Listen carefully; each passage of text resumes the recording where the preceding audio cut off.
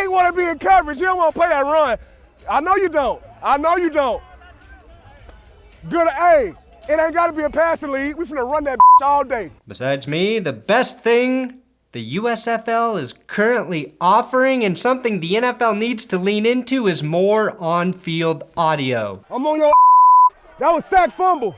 That was sack fumble. I'm busting your This would have generated about 7,000 yards and taunting penalties in the NFL. Davin Bellamy, well, he plays even better than he trash talks. Here we go, week 1 of USFL football. 3 of the 4 inaugural games have been played. 1 had to be rescheduled for Monday night. But I'm here to break down all of the games that have been played, and I can guarantee you the ongoing success of the USFL due to this.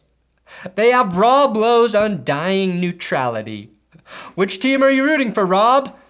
Go USFL.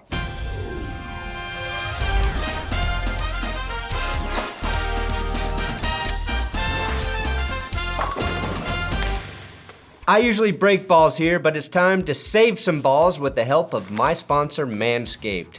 April showers? Well, now they bring Testicular Cancer Awareness Month, and Manscaped is leading the way to help spread awareness for early detection.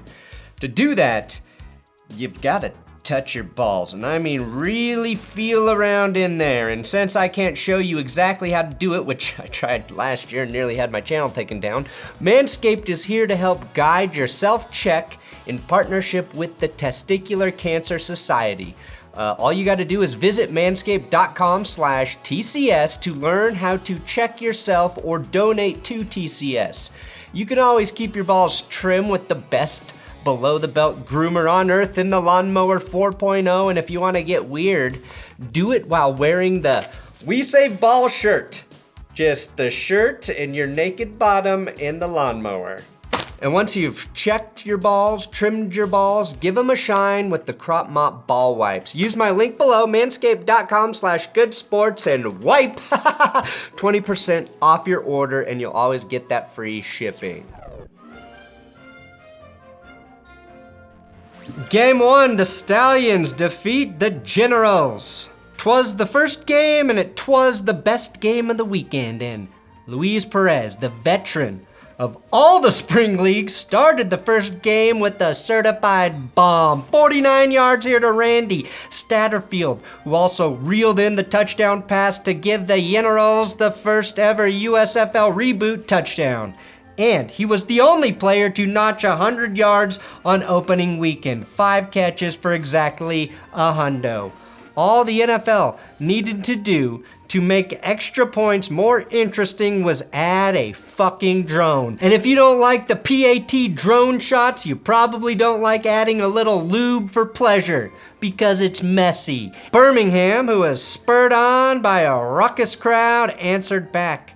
Quarterback Alex McGo aired it out to the ruler of the dead, Osiris Mitchell, who made a sweet one-handed grab in the end zone to knot it up 7-7. Now McGo, who threw a nice ball, followed that touchdown up with the pick at the start of the second quarter.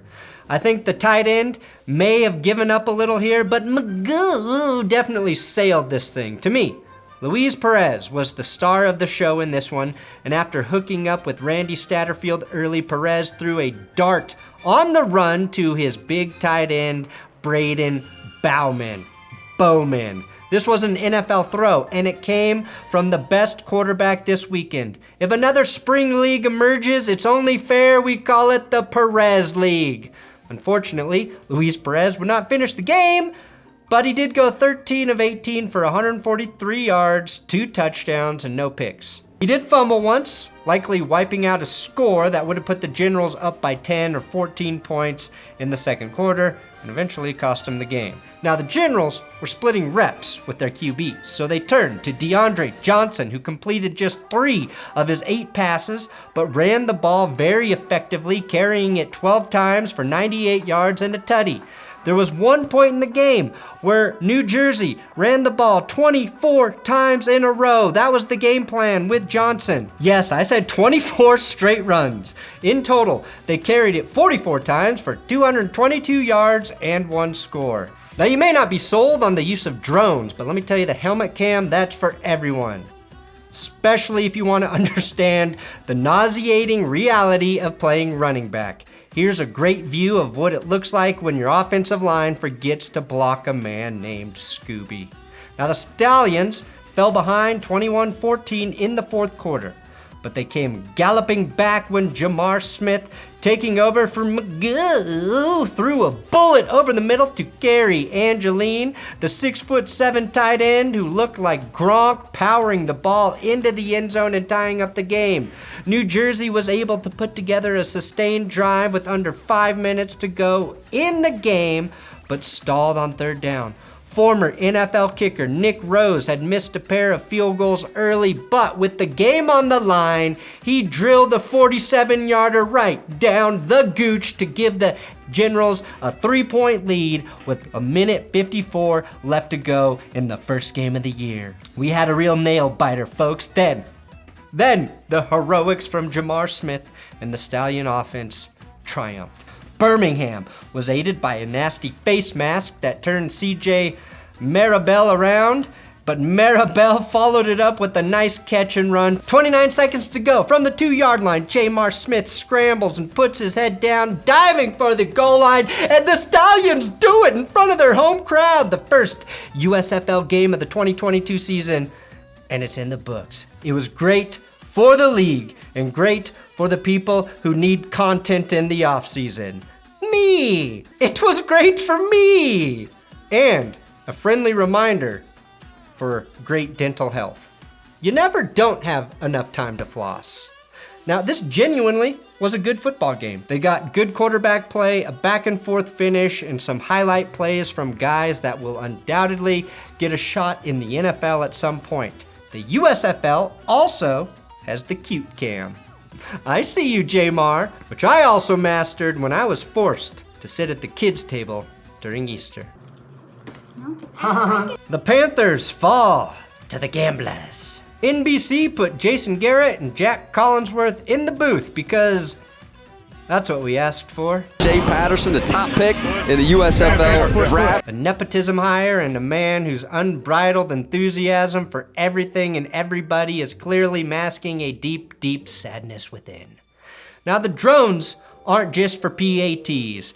They're also for documenting quarterbacks tripping over their own feet and fumbling away, scooping scores like Shea Butterfingers Patterson did to give the Gamblers an early 10-point lead. Never let a gambler play with house money, Shea.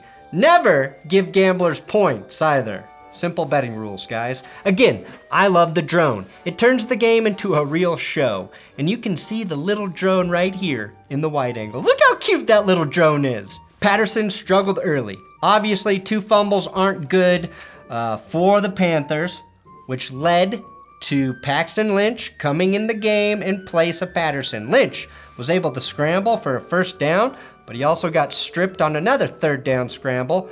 That led to a Gambler's touchdown as Clayton Thorson lofted a beauty into the end zone to Isaiah Zuber.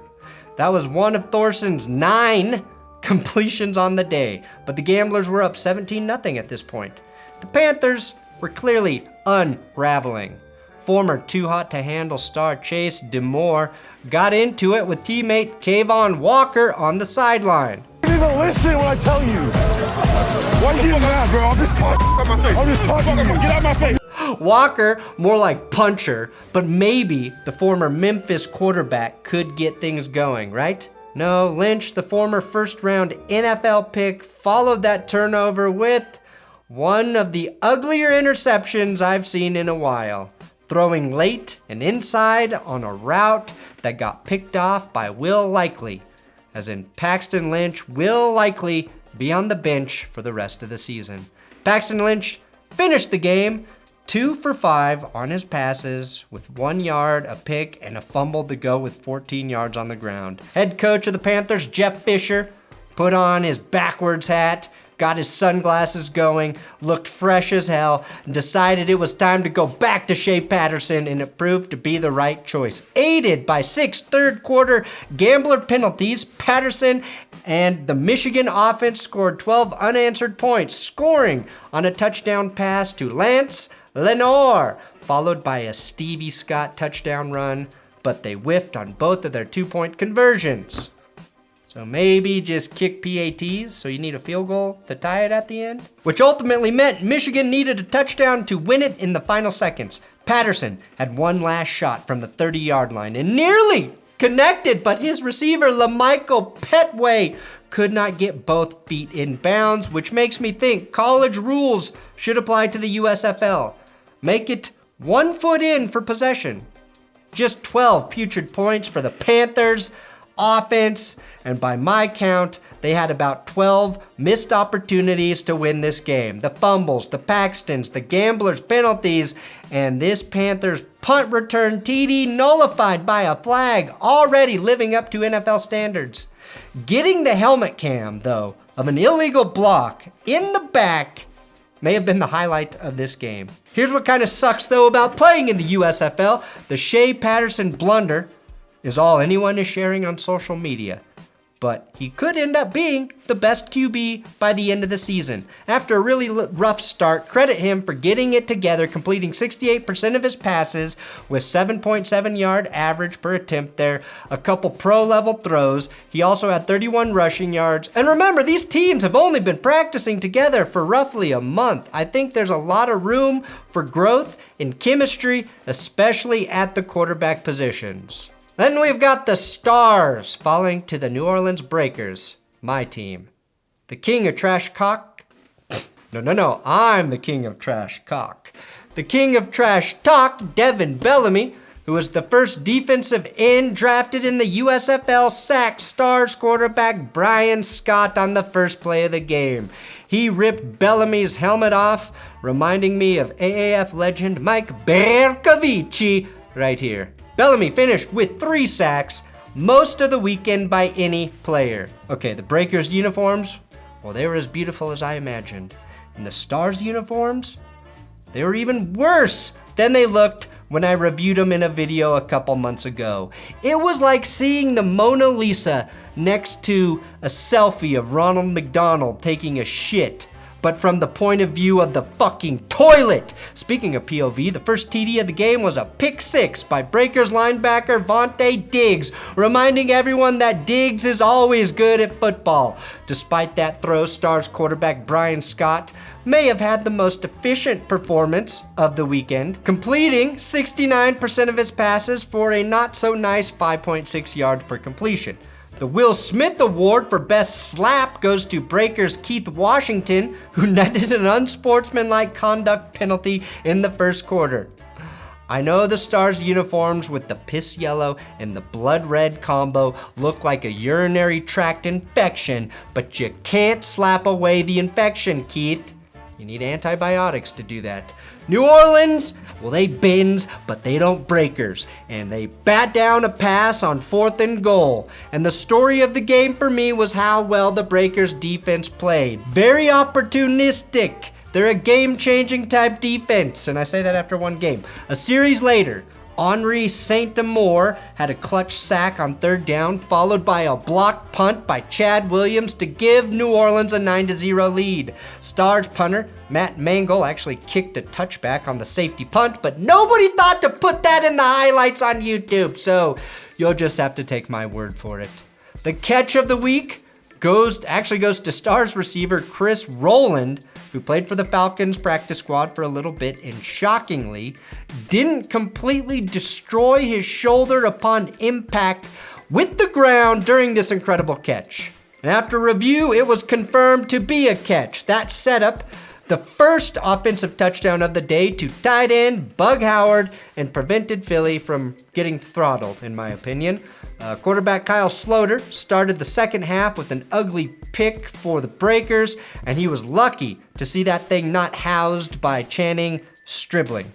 The final 2 minutes and 30 seconds of the third quarter were the most exciting of the game. Running back Jordan Ellis and TJ Logan controlled the game for the Breakers before Logan capped the drive with a 12-yard touchdown. Philly answered quickly by grinding out a 42-yard touchdown run by Darnell Holland.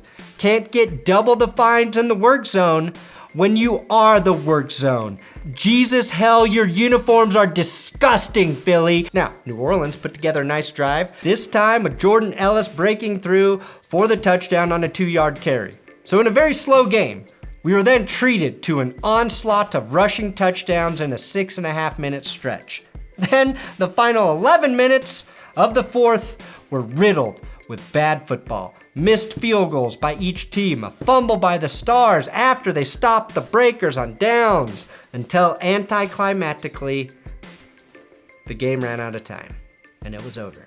Now, I was most interested to watch Kyle Sloter in his USFL debut. Now, he did injure his hand in this game, so I'm gonna give him some time, but I thought Brian Scott outplayed him a little bit. Just a $150 for Sloter and a pick on 27 attempts. So I want to see more from Kyle Slaughterhouse 5. And that's it. Thanks for watching That's Good Sports. Come back tomorrow. I'll recap the last USFL game in my NFL news video. It will just be a smorgasbord of football for you to consume.